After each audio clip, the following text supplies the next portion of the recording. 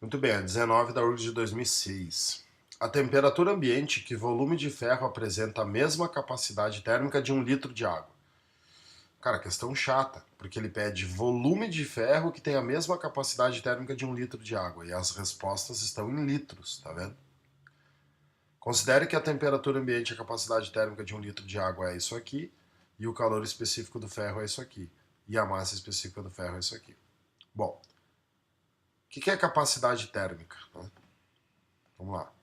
Capacidade térmica é a quantidade de calor sobre a variação de temperatura, ou capacidade térmica é a massa vezes o calor específico. Essa aqui é a mais usada, é a que mais cai. O que ele quer? Ele quer saber a quantidade de ferro que tem a mesma capacidade de 1 litro de água. A capacidade de 1 litro de água é 4.200 joules por grau Celsius. A massa eu quero descobrir e o Czinho do ferro é 0,5 joule por grama, então tá tudo certo. 0,5. Ok. Isso vai dar uma massa só de dividir por 0,5 e multiplicar por 2, 8.400. O quê? Gramas. Então, 8.400 gramas de ferro tem a mesma capacidade térmica de 1 litro de água. Mas ele quer a resposta em litros, porque ele quer o volume. E ele deu a densidade do ferro, né? Massa específica do ferro. Massa específica do ferro é massa sobre volume. A massa específica do ferro é 8. A massa que tu descobriu é 8.400 dividido pelo volume. Esse volume vai dar 8.400 dividido por 8, vai dar 1,05, né? 1,05 o quê? Como tu tá usando grama por centímetro cúbico e gramas, 1,05 centímetros cúbicos. Só que a resposta está em litros. Para transformar em litros, basta fazer o quê? Dividir por 1.000. 1 litro são 1.000 centímetros cúbicos. Então eu vou ter 1,05 litros. Aham.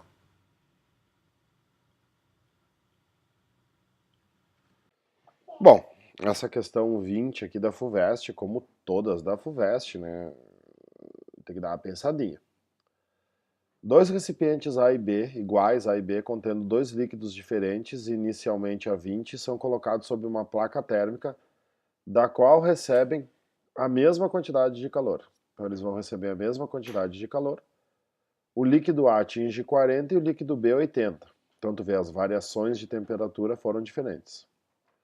Se os recipientes forem retirados da placa e seus líquidos misturados, a temperatura final da mistura ficará em torno de... O negócio da FUVEST, tá? Tu não ficar, tipo, pensando muito, assim, criando muita tese sobre o negócio.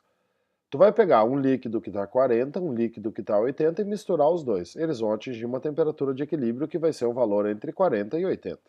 Então, como é que se faz equilíbrio térmico? O somatório dos calores vale zero. O calor sensível do líquido A mais o calor sensível do líquido B tem que dar zero. O que vai ser o calor sensível do líquido A? Vai ser a massa do A vezes o calor específico do A vezes a variação de temperatura mais a massa do B vezes o calor específico do B vezes a variação de temperatura, que vai ser igual a zero. Qual é o problema que tu enfrenta agora nesse exercício? Tu não tem nem a massa do A, nem o calor específico do A, nem a massa do B, nem o calor específico do B. Mas tu sabe que os dois ganharam a mesma quantidade de calor e que o A foi de 20 para 40 e que o B foi de 20 para 80. Aí entra uma malandragem. Isso aqui que eu vou te mostrar agora, tu vai ter que fazer em vários exercícios, olha só. Capacidade térmica é a quantidade de calor dividido pela variação de temperatura. O que vai ser a capacidade térmica do A? Vai ser a quantidade de calor que ele ganhou, que é uma quantidade Q. Qual é a variação de temperatura que o A sofreu? De 20 para 40? 20.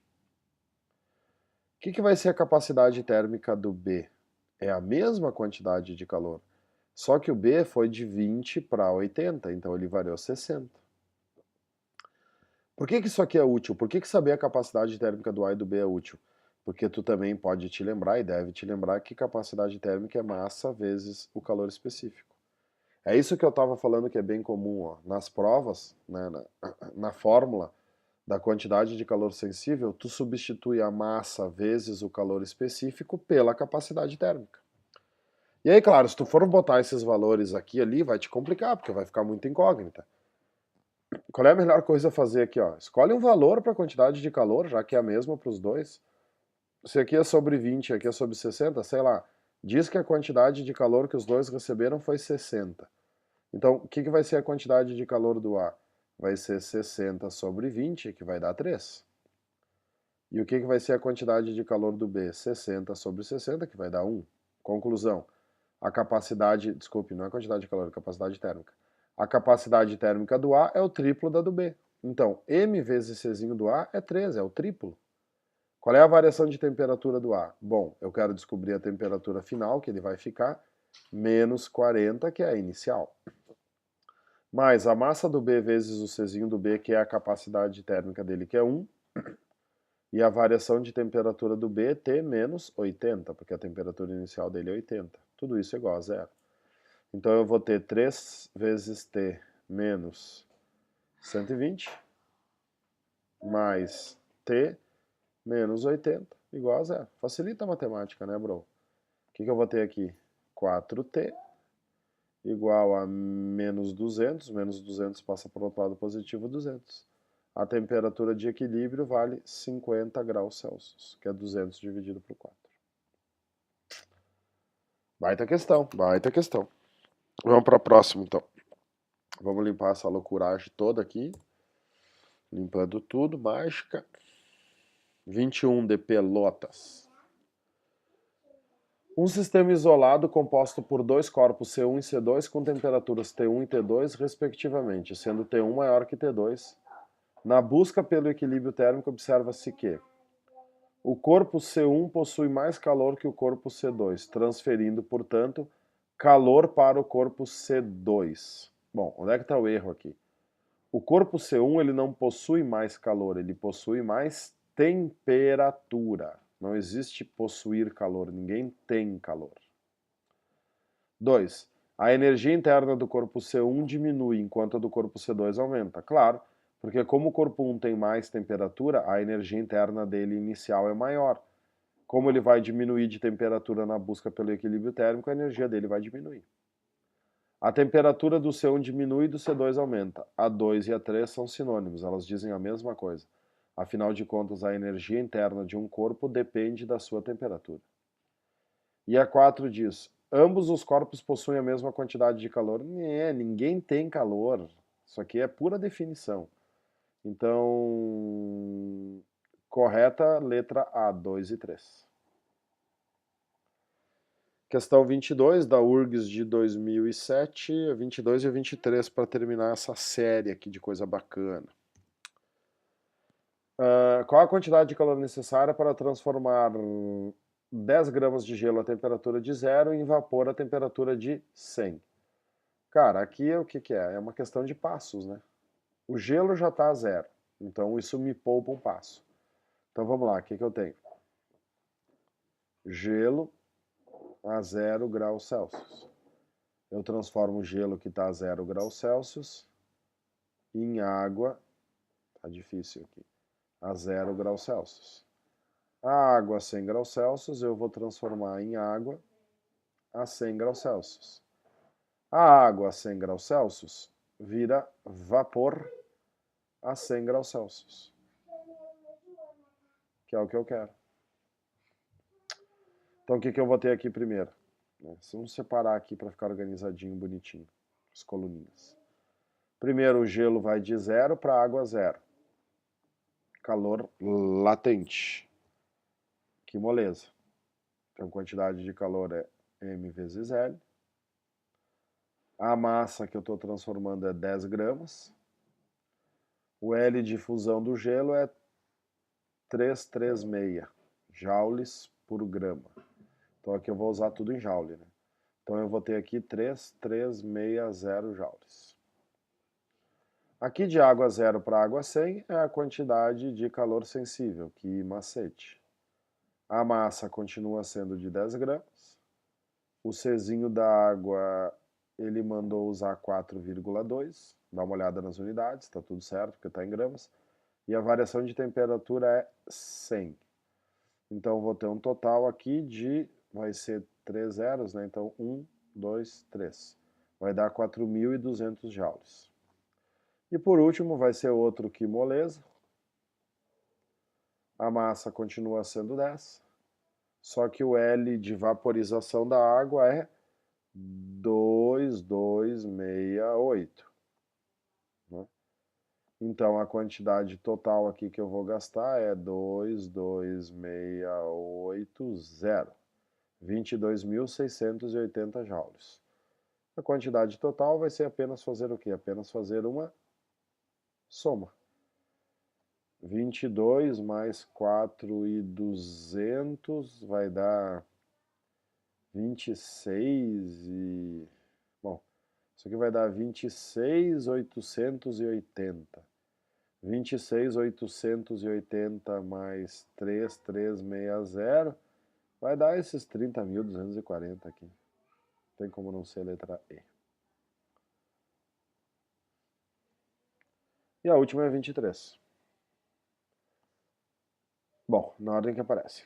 Em um forno de micro-ondas são colocados 250 ml de água a temperatura de 20. Após 2 minutos, a água atinge a temperatura de 100. A energia necessária para essa elevação da temperatura da água é... Bom, primeira coisa aqui, que macete.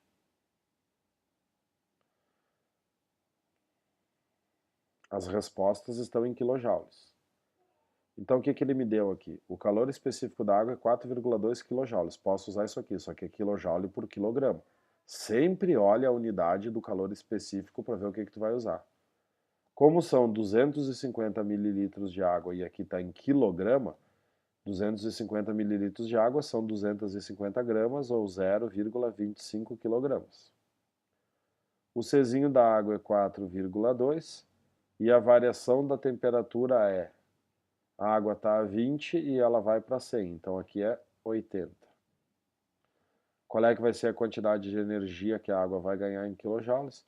Bom, 0,25 é 1/4, né? Então fica 80 dividido por 4, que é 20. 20 vezes 42, se fosse 10 daria 420. Daria... vai dar 840. Então isso aqui vai ser 84. 84 quilojoules. Essa é a quantidade de energia que a água ganha. Então eu já sei que é D ou E. Considerando-se que a potência de energia elétrica consumida no forno é 1.400 watts, a eficiência atingida no processo de aquecimento da água é D. Olha só, a potência que o forno consumiu foi 1.400 watts, certo? Mas esses 1.400 foram 100% usados, transferidos para a água? Eu acabei de calcular a quantidade de energia que a água ganhou em kilojoule. O que é isso aqui? É o trabalho que a água recebe. Potência é trabalho sobre tempo, meu irmão. Tu vê como a dinâmica sempre volta na tua vida. Qual é o trabalho que tu fez? 84.000 joules, né? Que tem que ser no SI. Quanto tempo isso levou? 2 minutos. O que são 2 minutos? 2 minutos são 120 segundos. Qual é que vai ser a potência, então, que efetivamente tu usou?